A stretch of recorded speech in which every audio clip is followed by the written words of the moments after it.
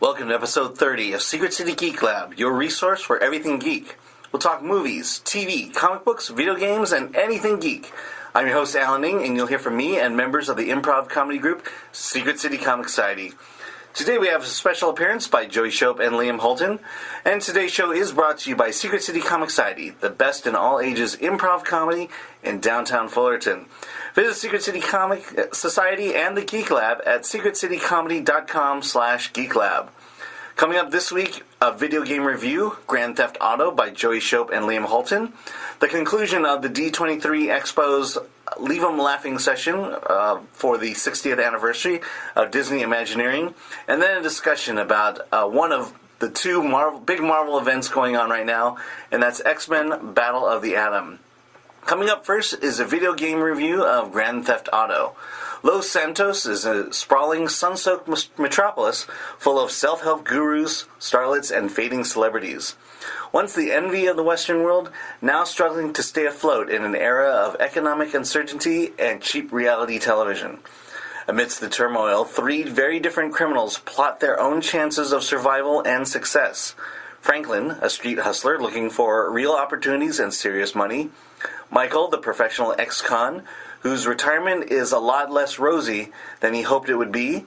And Trevor, a violent maniac driven by the chance of cheap high and the big score. Running out of options, the crew risks everything in a series of daring and dangerous heists that can leave them set up for life. The biggest, most dynamic, and most diverse open world ever created, Grand Theft Auto V blends storytelling and gameplay in new ways as players repeatedly jump in and out of the lives of the game's three lead characters, playing all sides of the game's interwoven story. From Rockstar Games, it's available on PS3 and Xbox 360. Here's our review with Secret City's Joey Shope and Liam Holton. I'm here with Liam and Joey, and they just played GTA 5? Alright, and this is in Los Angeles, I believe. Los Santos. Los Santos, okay. Joey, give us just a brief synopsis of Grand Theft Auto 5. Grand Theft Auto 5 is a sandbox game starring three characters. You go around doing missions, getting better gear and better cars and better weapons and better stats. Really, it's your possibilities end with your imagination. So, if you just want to go around blowing stuff up, totally cool. If you actually want to go down and do all the missions, also an excellent choice. It's a lot of fun free roaming stuff you can do, like the mini games and certain objectives you can accomplish. Alright, is there an end to this game, or is it just go on? Well, there is a story to this game. The story follows three separate characters, Franklin, Trevor, and Michael. And what's really interesting is the fact that, it is really three main characters. Usually if you play other games, you have one main character, but then you might do some side missions with some different characters. But this is really just the story between these three different people, and you can see everything from three different perspectives. And how they each see each individual thing. All right, so they're kind of in the same story, but different POVs. Yes, essentially, yeah. All right, Liam, what do you think of the game? I think it's awesome. It's like taking both the best of like San Andreas, the game, and GTA 4, and making them better because a lot of people didn't like what they did with 4. They made it way more serious and like. So this is a much more lighthearted game. It's not. It's more comical, and it's less like a depressing look at an Eastern European guy trying to make it in America. Yeah. It's more the realized American dream through the eyes of Americans. Well, one of the most games you can compare this game to is probably something like Saints Row, which is notorious for being over the top and really crazy and wonky. That's essentially it's the same thing. You free roam, you can do whatever you want, just money, cars, and all that stuff. That one is so comical that it almost kind of gets annoying at sometimes. It's redundant. Yeah. But this one, I feel like this one has a really good balance of seriousness and trying to be comical. I think there's three of the characters really have all these levels of both humor and also of intriguingness. Because for one thing, Franklin, who is a character who grew up on the streets. He kind of represents the poor area of say Los Angeles or Los Santos in this case. But you realize that this guy, he's not a bad guy. He just caught up in some stuff that he's just trying to. He's a good guy, but he's just been caught up in some stuff, and you have to realize that it's really just a struggle that he's going through. Mm-hmm. Okay. Any other thoughts about it? Yeah. What have you been playing and how? The cool thing about the game. I haven't unlocked all the characters. I've just been messing around. You can switch through characters at any time. Okay. And it's a really cool feature because you can switch out of one character and come into another, but that character doesn't stop where you stopped. They keep living their lives. Mm-hmm. Like, I came into one character and he was just stuck in traffic, and he's like, this sucks, I'm stuck in traffic. Yeah, I mean, at first I thought I was not going to dig the whole, like, switch between... I was opposed to it. But yeah, now that it's in my hands, it's like, oh, they did this really well. I mean, that's the thing, though. You know, Rockstar bet big in this game, and I think they paid off. I think I've read anywhere from between $250 million to $300 million was spent just making this game. And it clearly has been paid off because, you know, it looks... I mean, aesthetically speaking, this is maybe, like, the sharpest, like, game that's out there right now. It's pushing the hardware to the limit. Yeah. And I don't know. I got the collector's edition. I don't know if it's the same on the regular, but it comes with 2 discs. One of the discs is just data and information that you have to put on your hard drive in order to even run this game, because there's so much going on in the world. There's so much more stuff happening than compared to, like, say, any of the previous installments. it's a living, breathing world. Like, I've read this and I've seen a little bit. You'll leave your house in the morning and you'll see a guy getting ready to go to work, and you'll see that same character on the other side of town mowing lawns at his job. It's a living, breathing world. It feels like when you leave, it still carries on. Yeah. Like, you encounter things happening naturally. So it could possibly be pulling the clock off your machine and then moving characters forward in time and stuff like that. Yeah, essentially. Yeah. I mean, I don't know, it's kind of just fast. There's so many, like, things to it that just makes it really fascinating. I mean, what I thought was really cool was just the size of San Andreas / Los Santos. Someone did a comparison, and they put Liberty City, which was the city in the last installment, GTA 4, and that doesn't even cover all of Los Santos. Yeah. But then you have Los Santos, and then you have all of this, like... Blaine County. Yeah, Blaine County. It's huge. Like, there's these huge parts where you're going out into, like, the desert, kind of like... And when the reality is, for both people who don't know, that's actually how kind of Los Angeles is. Yeah. It is, like, this big mecca. Yeah. And then surrounded by nothing. And then you go to, like, the, redneck kind of, like... bumpkin side of it. Now, let's get to the family-friendly part of this. Is it still not? You can eat 10 for everyone. You can grope women as they give you lap dances. Really? If you haven't found that out yet, Joey, it's awesome. I'm glad you're... First thing I checked. Yeah. All right. So a lot of these what people would consider offensive things in video games is still there. It sounds like. Yeah. I mean, here's the thing. I did not expect that. Yeah. It's, especially from I mean, one of the characters, Franklin, is this young black guy, and he's this young black guy, and he's with his, and it's very much a culture thing, which some people might look at that and go, wow, they're just saying bad words all the time. But in reality, is you have to look at it like as a, like, you're saying, I never have been in Franklin's shoes, but now I get to see. His scenario, like, what's he going through? Why is everything, and that's really fleshed out. The character development in the story is really great. My favorite character so far has been Michael, and he's one of the players you can play.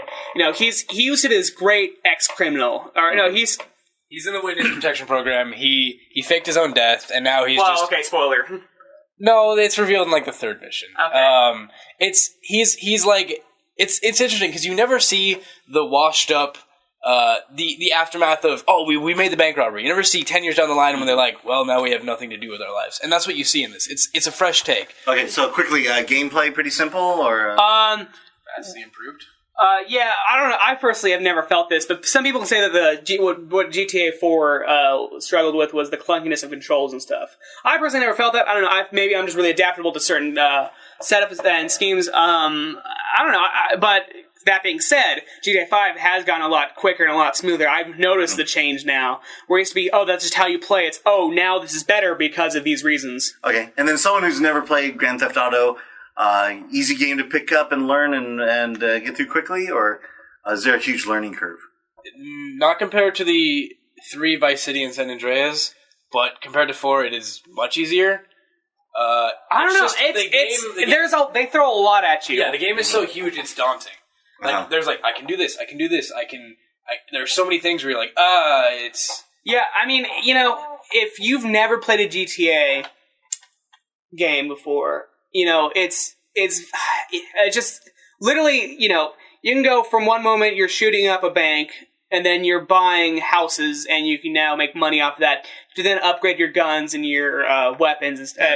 So they throw a lot at you. So if you're a very, very casual player, this might not be the game for you, but someone, I personally, been playing games for, the better part of my life, so the nuances and the tricks, those are kind of second nature to me, but even still, I'm learning stuff. I played it today, that's what I did with my life today, and still, hours after playing, I'm still learning new things that I can do with it, which to some might be like, oh, that's so much, how am I going to remember this stuff, but as someone who plays games, generally a lot, I feel like I can feel natural to it. I feel like maybe a moderate player would have success with it, but that's the interesting thing. They did it with the last one and with this one. They're able to make tutorial missions not feel like tutorials. You do a mission and you realize, oh, they just taught me how to drive. When in actuality, you chase down whatever. They're very good at doing that. I'm still learning things, and I'm progressed in the game to a point where it shouldn't be that way anymore. But because it's so big, they're still teaching me things. Yeah. But yeah, and you learn how to grope a stripper. All right. So with that, Liam, from a scale from 1 to 10, how would you rate Grand Theft Auto 5? For my first venture into it, I give it 9.5. 9.5. All right, and Joey? I give it a 10. Your second 10 of the year. All right, well, that's our little discussion of Grand Theft Auto 5. This is KTST-FM. I'm Alan Ng, and you're listening to Secret City Geek Lab. Now we're going to finish the final clip from the Walt Disney Imagineering 60th Anniversary Leave Them Laughing session at this year's D23. From the classically corny jokes on the Jungle Cruise to the musical patter of Mater on Mater's Junkyard Jamboree, humor has always played an indelible role throughout Disney parks throughout the world. Imagineers Dave Fisher, Joe Lancicero, Kevin Rafferty, Jason Sorrell, and George Scribner discuss the overt, covert, and off-the-wall humor found in Disney parks. And here's the conclusion of that session. It's my entire career. When in doubt. I love this character. So I heard the name John Lasseter, which has led to some great new attractions that we've been working on, our partnership with Pixar.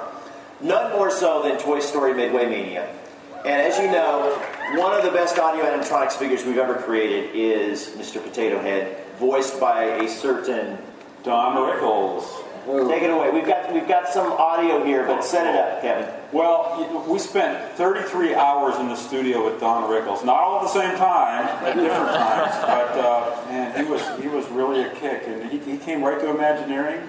In fact, I'll never forget, he pulled out in front of Imagineering, and it was my job to go out and meet him and get in the limousine and drive around. So I walked out the front door, and the window went down in the limo, and as a space, he said, "Get in." We've been great friends ever since, but out of 33 hours, what do you have? We got some outtakes? There we go. Okay. How about you, sir? Yes, you, in the Hawaiian shirt. What are you, a fire eater? How about you? That's Rickles. That's all Rickles.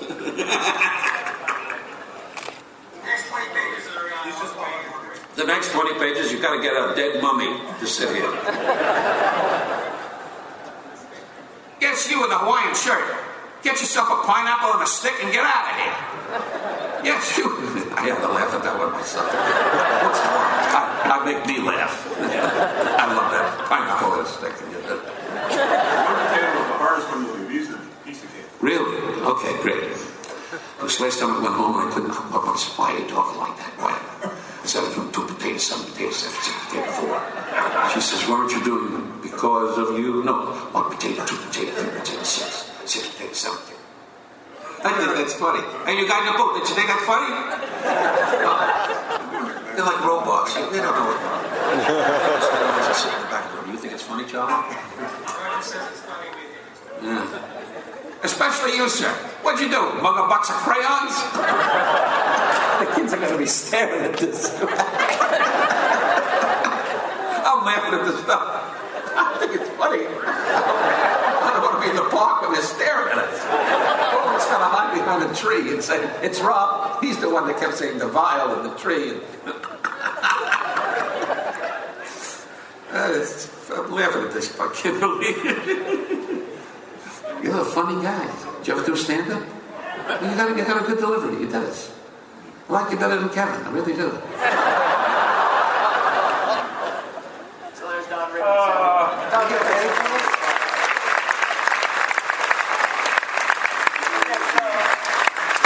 we'd like to end here is jumping forward to another favorite of ours, which is Cars Land. It has an attraction called Mater's Junkyard Jamboree. And a couple of things here. One is a funny story about how one of the songs came to be. Yeah. I was walking backstage before the Land was open with John Lasseter. He had some family members. And I wrote the theme song to Mater's Junkyard Jamboree. Here we go, tractors whip and whirl, make them trailers twist, that one. So he says, Kev, you got to sing them your song. You got to sing them your song. So I started singing the song, and I forgot the lyrics. And halfway through, I'm going something, something, something, something, and he just started cracking up. He goes, we got to do that. We got to have Mater do that. He forgets the lyrics. And so I flew. Yeah, I meant that.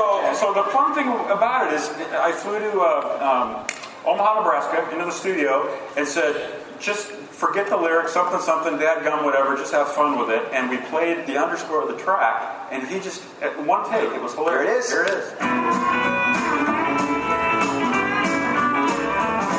There's some folks say that the highway's fine if you want to get from place to place. Man, I don't remember the words. Dadgum, dadgum, dadgum, dadgum, dadgum, some, yeah, some, dadgum, dadgum, dadgum, cares will fade away, but just leave the dadgum, dadgum, dadgum, dadgum, dadgum, some, dadgum, dadgum, welcome to Radiator Springs. Take it, girl.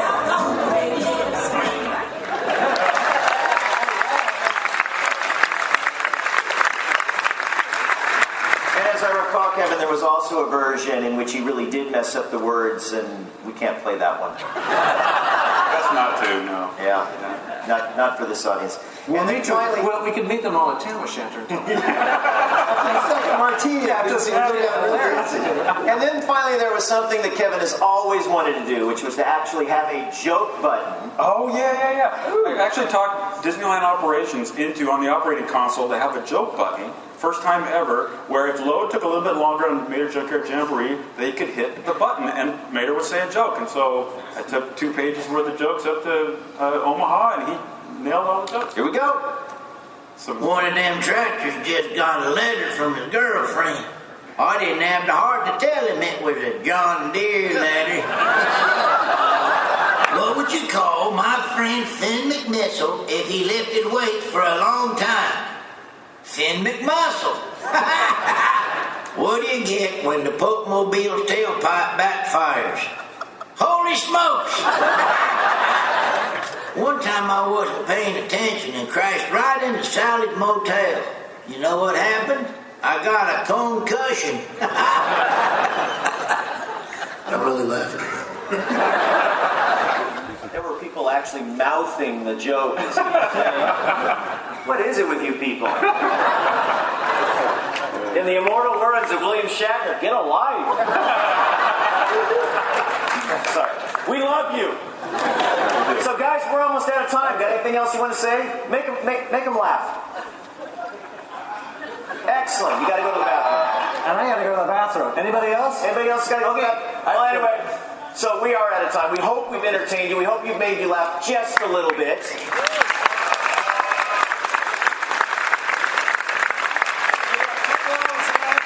Get down the journey into Imagineering. We'll see you down there. Thank you very much. Thank you.